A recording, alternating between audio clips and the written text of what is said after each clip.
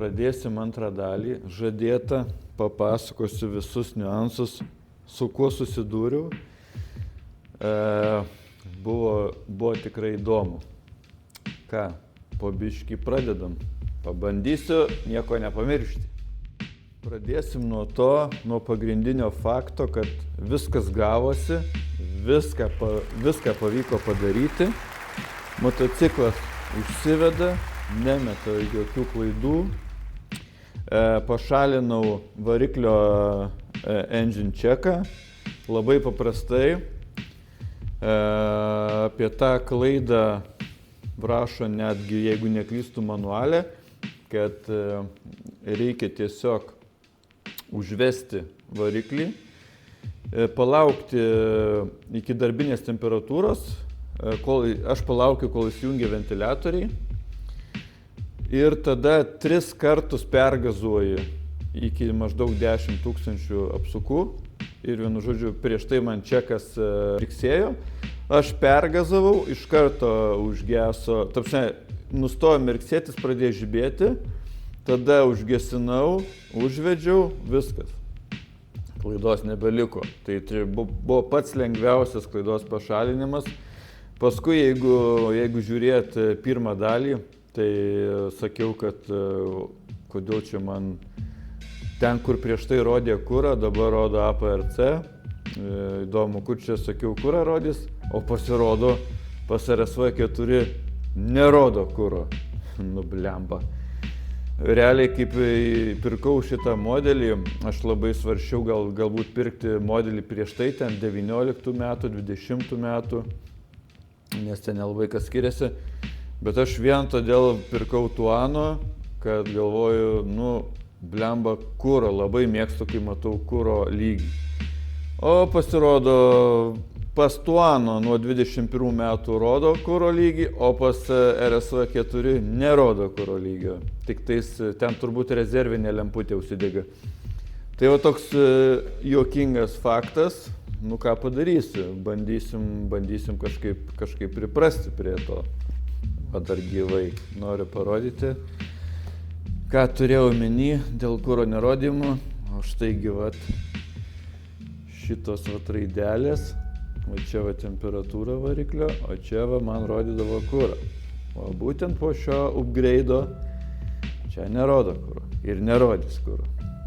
Tikiuosi bent jau rezervo kažkokia tai lemputė užsidegs. Tai čia toks juokingas per brūkšnelį liūdnas atvejis. Paskui, kaip matote, jokių jau nėra įspėjimų. Mirksi ABS antipraslydimas, nes jisai užgesta visą laiką, kai pradeda važiuoti.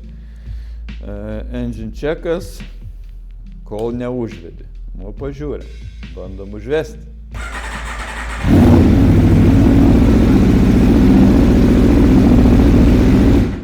Tai kaip ir viskas susitvarkė. Vienintelė dabar dalykas rodo šitą amortizatorių, nes buvau išsiuntęs amortizatorių remontuoti, kaip padaryti serviziuko. Ir po viso to serviziuko gavau tokį dalyką. Ir pasirodo, kad jį reikia kaip ir sukalibruoti. Tai galima sukalibruoti nusipirkus labai prabangią įrangą, būtent tą meistrui, kuris tvarko amortizatorius galinius. Arba galima pas dilerį važiuoti, bet pas dilerį važiuoti jau nebenoriu. Tai žmogus vos ne dėl manęs nusisakė labai prabangią įrangą, ten nebeveik, ten 1000 eurų, gal net su viršum. Ir vėl siūsiu amortizatorių ir bandysim padaryti tą kalibraciją visą ir tikėtis, kad užges tada. Nors šiaip kaip ir jeigu su diagnostikai tikrini klaidas, tai jokių klaidų kaip ir nemeta, tiesiog kažkokį geltoną įspėjimą, kad kažkaip. Ir norėjau dar papasakoti su labai įdomių dalykų, su kuo susidūriau. Pakeitus ABS-o bloką, viskas kaip ir susitvarkė, bet man išmetė klaidą tokia kaip SCU configuration. Tipo, trūksta Suspension Control Unit, trūksta informuoti valdymo bloką, kad motociklas turi elektrinius amortizatorius. Jeigu būtų buvęs paprastas modelis, ne factory, su paprastais amortizatoriais, ne elektriniais, tada būtų jokių problemų nebūtų buvę. O kadangi šitas elektrinis tiek priekis, tiek galas, tą klaidą metė, kad reikia informuoti valdymo bloką, kad motociklas turi elektrinius amortizatorius. Na ir ką, ir labai stengiausi, labai viską taip dariau, kad tik tais išvengti apsilankymą pas atstovus oficialius, nes daugiau kaip ir tokio dalyko nieks negali padaryti. Čia visur domėjausi, skambinau Lietuvą įvairiems žmonėm, linkėjimai draugovui. Ir kažkaip sudėtingai viskas skambėjo. Ir nepatikėsit, pas mus čia tam mieste, kur aš gyvenu, nėra Aprilijos kaip ir atstovo, buvo, dabar jau jų nėra, bet susižinojau, kad yra motorolerių servizas, Vespos, ten, vienu žodžiu, visokie itališki motoroleriai. Nu ir ką, nuvykau tenai, nuvažiavau, labai sunkiai nuvežiau motociklą ir žmogui pasakiau, kame problemos, sako, gerai, padarysim. Nu ką, nusistūmė motociklą, 3 minutės, viskas padaryta.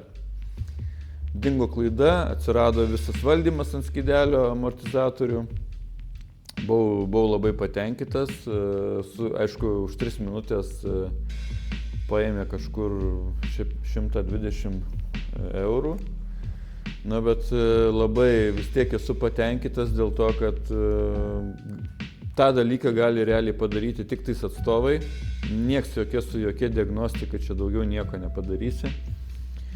Nu ir nebuvo pasirinkimo, reikėjo. Tai va toks dalykas įdomus. Verta žinoti. Iš tikrųjų, jeigu būtų, kaip sakyt, kaip jau minėjau, paprastas modelis, būtų mažiau problemų. Vos nepamiršau, kad dar paminėti, kad pasikeitė ne tik variklis, bet ir su valdymo bloku pasikeitė nustatymai. Tai buvo Track Sport Road, pas mane tik tai kas liečia važiuoklį. O dabar dasidėjo Track Slick, Track ir Road. Tai va šitie važiuoklės amortizatorių nustatymai pasikeitė.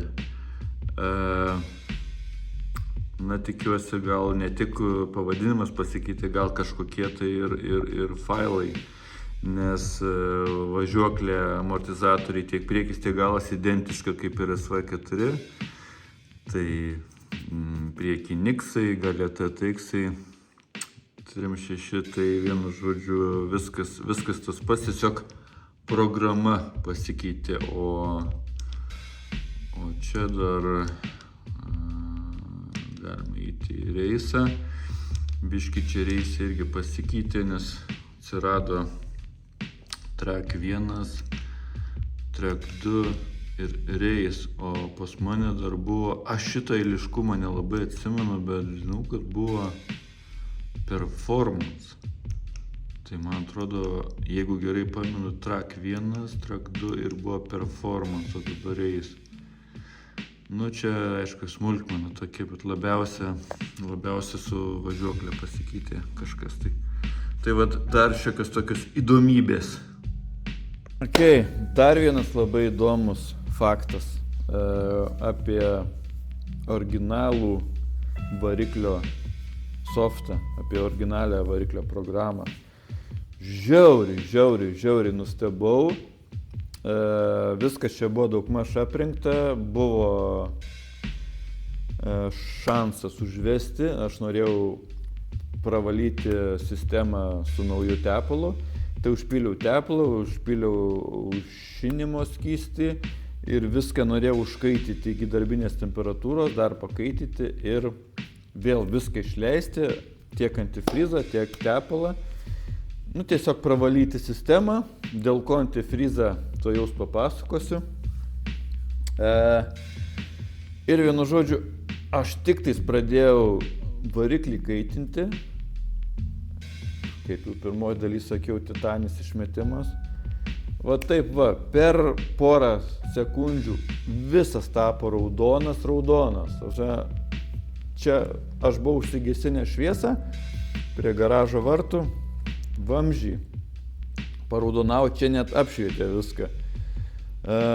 Tos gumelės sudėtos, aš nežinau, kodėl šitos gumelės sudėtos ant tų spiruoklių, jos visas pradėjo svilti, rūkti, čia man viskas. Aš galvoju, kaip suprast, jokių klaidų jau variklio nebuvo, viskas tvarkoj, kaista duslintuvas bile kaip. Ir kadangi aš turiu tą apmapą, tą vadinamą Gabro Racing dalykėlį, kur galiu softą. Taip gavosi, kad aš gavau dovanų softą naują. Ten toks padarė man special edition softą. Ir vienu žodžiu, negalėjau patikėti, aš negalvojau, kad dėl to aš tik tais po įrašymo softo vėl užvedžiau variklį, ten ne iš karto, bet po kelių dienų užvedžiau variklį. Man visiškai neraudonavo, nekaito visiškai duslintuvas. Tai reiškiasi, ant kiek yra stokinis gamyklinis mišinys liesas, kad ant tiek kaisti duslintuvai. Man čia buvo kažkas žiauriai įdomus experiences. Nes nesitikėjau, kad vat, po tokio perrašymo Gabro Racing ten to mapo, viskas susitvarkė, net tos gumos pradėjo neberūkti, viskas žiūrėjau, duslintuvą atsisėdęs, niekas neraudonuoja, nieko, viskas normaliai. Tai vat, labai nustebino toks įdomus faktas, blemba, kiek žinokit, ant kiek gamyklinis softas yra prastas. Nes kaista tik tais dėl lieso mišinio. Kaip jau sakiau, keičiau aušinimo skystį, ploviau sistemą su tuo pačiu aušinimo skysčiu, užkaitinau, špyliau, bet dėl ko viskas padaryti. Gavau tą variklį naują, viską čia pradėjau dėti, čia jau variklis buvo prisuktas, vandens pompa čia. Čia buvo toks plasmasinis kamštis, reiškiasi, uždėta. Nu ir aš nuimu tą kamštį, žiūriu kažkokie keisti dalykai. Turbūt, jeigu pavyks man darant video, prikabinsiu aš tą nuotrauką. Tokie kaip košelė. Nu, blemba, aš labai nustebau. Pradėjau ardytis tą pompą, nusėdžiau pompą ir išsižiojau. Visa sparnuotė, realiai pusė jos buvo visiškai surūdyję ir buvo labai didelis šokas. Na ką, puoliau iš karto rašyti italams, vieniem kitiem, iš ko pirkau ir vienu žodžiu labai greitai gavau visą paaiškinimą, jie aišku irgi nustebo, bet labai greitai viską paaiškino. Reiškiasi, radau paskui pats dokumentus, kurie atėjo su varikliu iš gamyklos.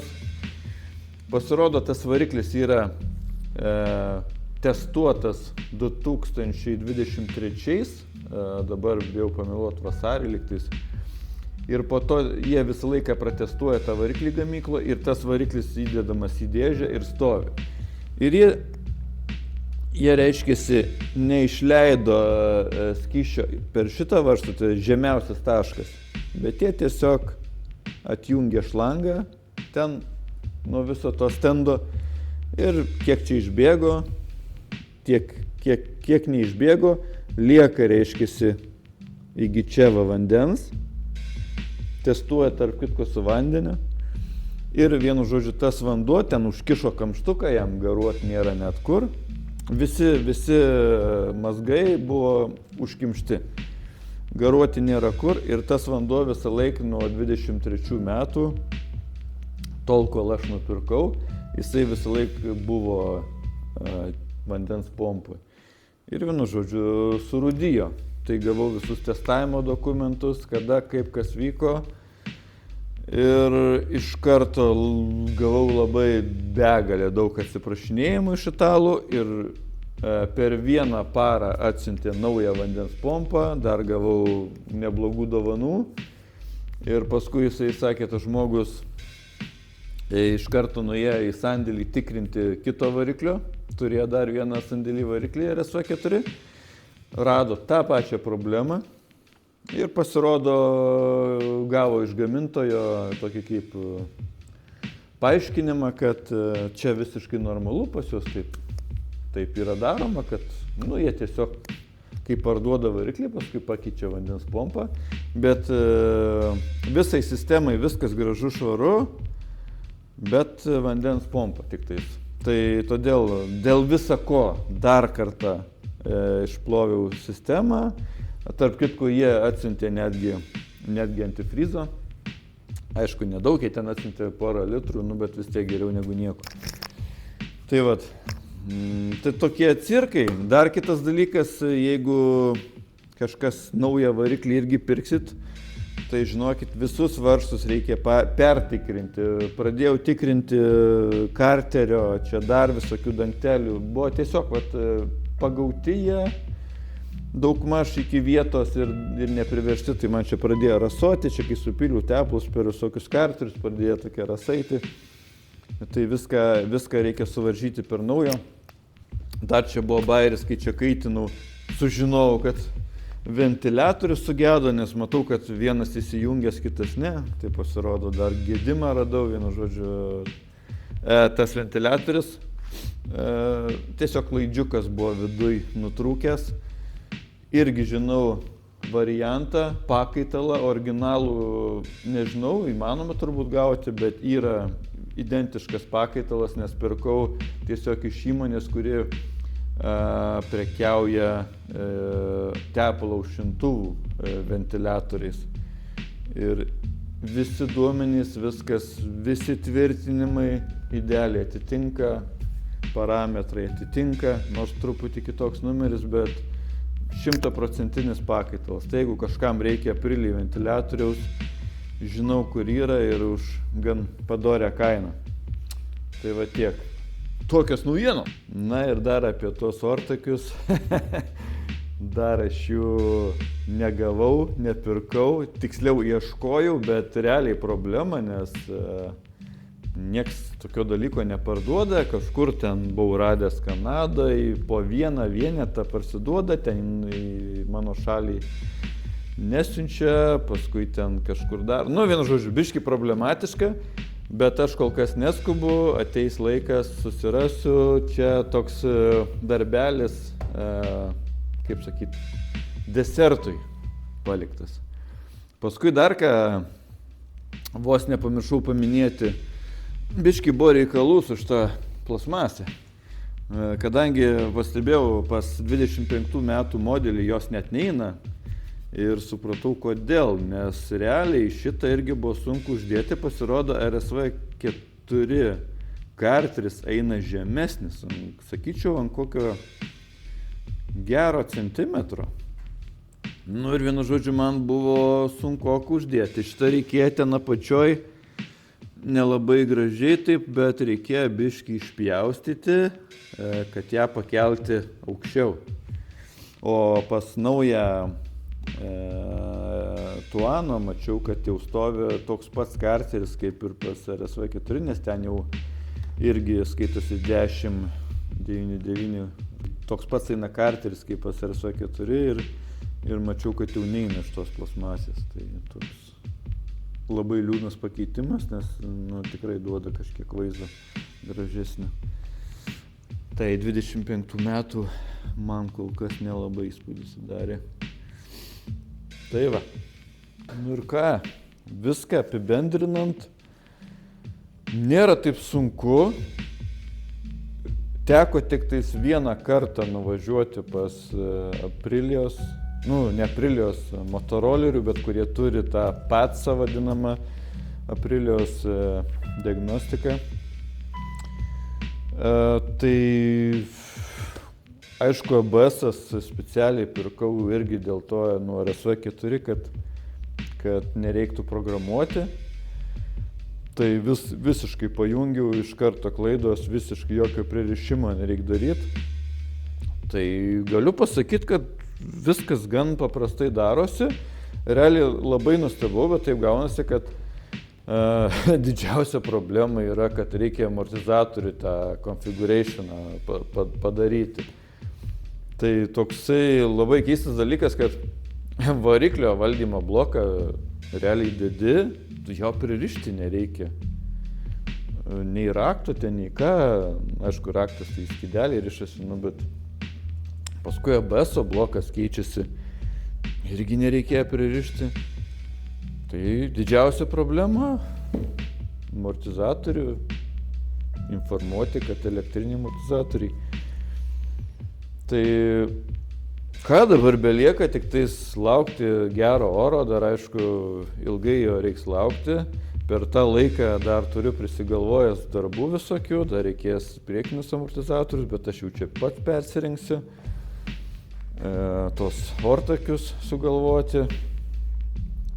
Ir labai laukiu testavimo. Dar tarp kitko 520 grandinę užsidėjau visą setą. Grandinė EK, būtent ne RK, bet EK. Kažkaip čia Europoje nelabai radau.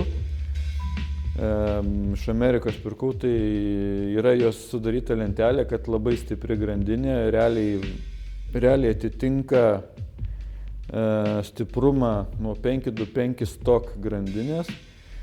Tik tais šiek tiek gal nusivyliau, galvojau, kad ten labai bus didelis skirtumas svorių 525 grandinės ir 520. Labai nustebau, bet tik tais 300 gramų. Bet aišku, gali būti dėl to, kad EK firmos labai stiprios grandinės. Gali būti, kad kažkoks metalas pas juos ten eina, kažkoks tai mandresnis. O šiaip ką, apibendrinant, lengvas projektas, verta daryti, tikrai įdomus, išskirtinis, bus motociklas. Vienetai, kiek žinau, yra švedas padaręs, dabar daro Graikijoje bičiukas ir aš darau. Tai vienetai bus, ką, manau, kad bus tikrai įdomus.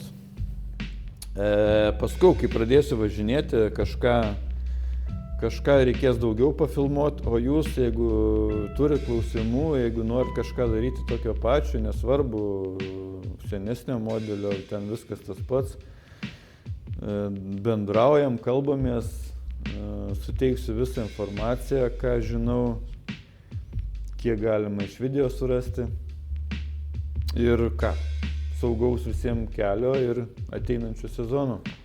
Davai, iki chebrytė, laikykitės.